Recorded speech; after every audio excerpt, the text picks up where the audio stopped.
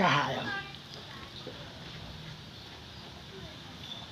यद्यपि भगवान कृष्ण नारायण के अवतार थे, अच्छा।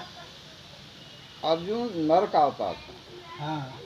और भगवान कृष्ण ने अर्जुन को पूरा ज्ञान दिया था, अच्छा। अपने विराट रूप तक का दर्शन भी कराया था। ठीक है।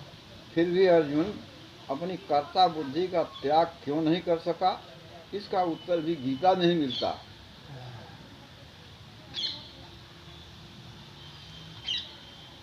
अर्जुन को अनेक तरह के समझाने पर भी अर्जुन भगवान कृष्ण से कहता है कि भगवान, बहुत कोशिश करने पर भी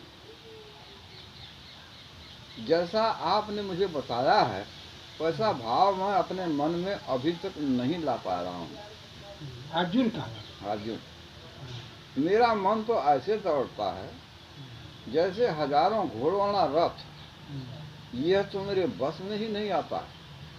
तब भगवान कृष्ण ने कहा कि हे अर्जुन, मन को बस में करने का एक ही उपाय है, और वह है अभ्यास और वैराग्य। अभ्यास किसी कार्य को बार बार करने को कहते हैं, तथा मैं और मेरा का संबंध तोड़कर सब कुछ गुरु या भगवान का समझना वैराग्य है। खाली समझाओ दिया बीच में। किंतु युद्ध में व्यस्त होने के कारण, क्योंकि वहाँ महाभारत के युद्ध के मैदान में अर्जुन और सारी सेनाएं खड़ी हैं, अर्जुन अभ्यास साधना ही नहीं कर पाया और न वैराग्य प्राप्त कर सका। इसी के कारण अर्जुन अपनी कर्ता बुद्धि का परित्याग नहीं करता। यानी कर्ता बुद्धि जब रही आदमी में, तब उसे वैराग्य ना प्राप्त हो सके। कर्ता उसमें वैराग्य उसी को प्राप्त होता है जो अपना कार्य किसी दूसरे का समझकर करता है। काम वही करता है, लगन से करता है, लेकिन अपना नहीं, दूसरे का समझकर करता है। इसलिए उसके अंदर घमंड नहीं आता है, भाई हम किसी के कार्य करता है। अंत इसको समझने के लिए एक उदाहरण है। वे कहते थे, एक बार महाराजा जनक ने घोषणा करवाई थी कि जो व्यक्ति 1 मिनट में मुझे भगवान का दर्शन करा देगा उसको मैं अपना आधा राज्य दे दूंगा। अच्छा। परंतु जो ऐसा नहीं करा सकेगा उसको मैं जेल में भी डाल दूंगा। बहुत ऋषि मुनि आए, परंतु कोई भी यह कार्य नहीं करा पाए। अंत में अष्टावक्र जी आए। अष्टावक्र उनको इसलिए कहते हैं कि उनकी शरीर जो थी वो 8 टेढ़े टेढ़े थी। अंत में अष्टावक्र जी आए और उन्होंने राजा से कहा, अंत में अष्टावक्र जी आए जो कि उनके गुरु भी थे, आए और राजा से कहा कि हे राजन, इतने बड़े कार्य के लिए आप केवल आधा राज्य दे रहे हैं, यह तो ठीक नहीं है। राजा जनक ने कहा कि भगवान, इस कार्य के लिए मैं पूरा राज्य भी दे दूंगा। तो अष्टावक्र जी ने कहा कि तब राजन ऐसा संकल्प करो।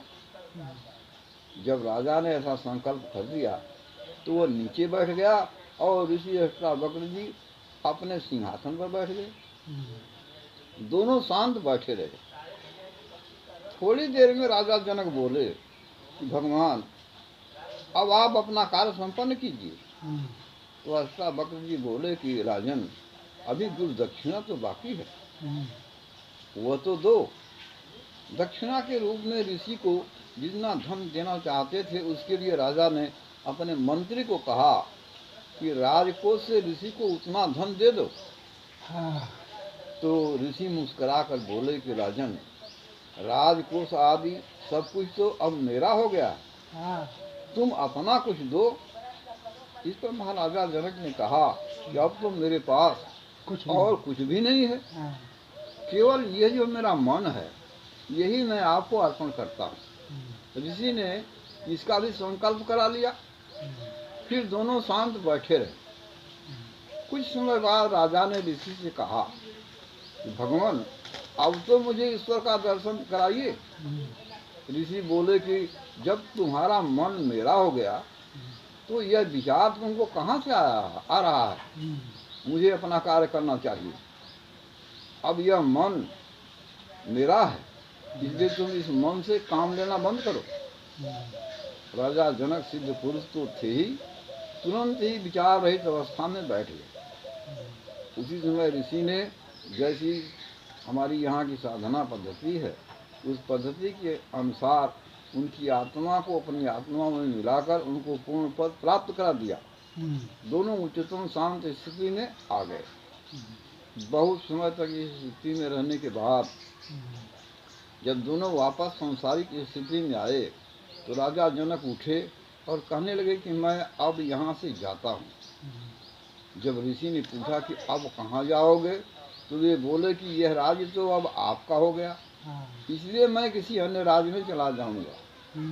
तो ऋषि ने कहा कि देखो फिर भी तुम गलती कर रहे हो। इस तरह सोचने का काम तुम फिर मन से ले रहे हो।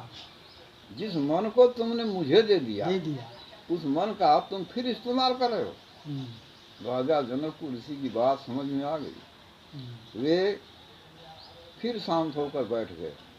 तब अष्टावक्र जी ने कहा अब ऐसा करो कि तुम इस सिंहासन पर बैठ जाओ और जो कार्य तुम पहले करते थे वह अब भी करते रहो, परंतु पहले तुम इस कार्य को अपना समझकर करते थे, अब इस कार्य को मेरा समझकर करना, यही वैराग्य है।